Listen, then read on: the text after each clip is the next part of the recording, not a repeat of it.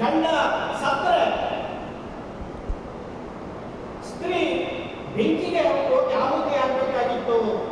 ಅಂತ ಒಂದು ಬೀಭತ್ಸ ಭಯಾನಕ ಚಿತ್ರಣವನ್ನು ವರ್ಣಿಸಿ ಮಹಿಳೆಗೆ ಅತ್ಯಂತ ಸ್ತ್ರೀಗೆ ಹೆಚ್ಚು ಅವಕಾಶವನ್ನು ರಕ್ಷಣೆ ಕೊಟ್ಟಿದೆ ಅಂದ್ರೆ ಬಾಬಾ ಸಾಹೇಬ್ ಅಂಬೇಡ್ಕರ್ ಸಂವಿಧಾನ ಅದನ್ನ ಈ ದೇಶದ ಮಹಿಳೆಯರು ಮರಿಬಾರದು. ಬಾಬಾ ಸಾಹೇಬ್ ಅಂಬೇಡ್ಕರ್ ಅವರು ಏನಾದ್ರು ಹುಟ್ಟದೆ ಹೋಗಿದ್ರೆ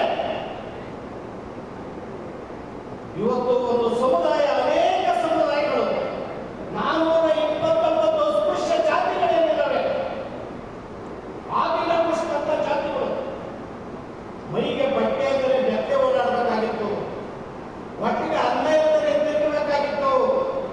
ಇದನ್ನು ನಾವು ಅರ್ಥ ಮಾಡ್ಕೋಬೇಕಾಗಿದೆ. ಒಂದು ಕಡೆ ತಮಿಳುನಾಡು, ಬಾಂಬೆ, ಹೈಕೋರ್ಟ್ ಕೂಡ ಆ ದಿನದಲ್ಲಿ ತೀರ್ಮಾನ ಮಾಡ್ತವೆ.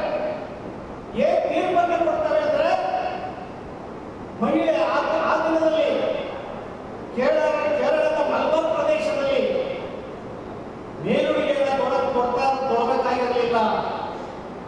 ಅವ್ರ ಅರ್ಧಕ್ಕೆ ತಿರುಗಬೇಕಾಗಿತ್ತು, ಎದೆ ತೆರಿಗೆಯನ್ನು ನೀಡಬೇಕಾಗಿತ್ತು.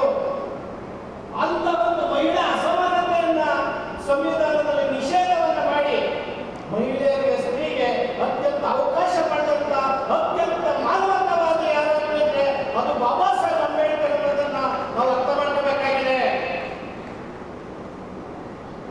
ಎತ್ತ ತಾಯಿಗೆ, ತಂಗಿಗೆ, ಅಕ್ಕನಿಗೆ ಅತ್ಯಂತ ಗೌರವವನ್ನು ಕೊಟ್ಟಂತಹ, ಮನುಷ್ಯನಿಗೆ ಗೌರವ ಕೊಟ್ಟಂತ ವ್ಯಕ್ತಿ ಯಾರಾದ್ರೂ ಒಂದು ಶಕ್ತಿ ಇದ್ರೆ ಅದು ಬಾಬಾ ಸಾಹೇಬ್ ಅಂಬೇಡ್ಕರ್ ಅನ್ನೋದನ್ನ ಹೇಳಿದ್ರೆ, ಜೈ ಭೀಮ್ ಅನ್ನೋ ಮಾತನ್ನ ಹೇಳಿದ್ರೆ ನಮಗೆ ಸ್ಫೂರ್ತಿ ಬರ್ತದೆ ಅನ್ನೋ ಮಾತನ್ನು ಹೇಳಬೇಕಾಗಿದೆ.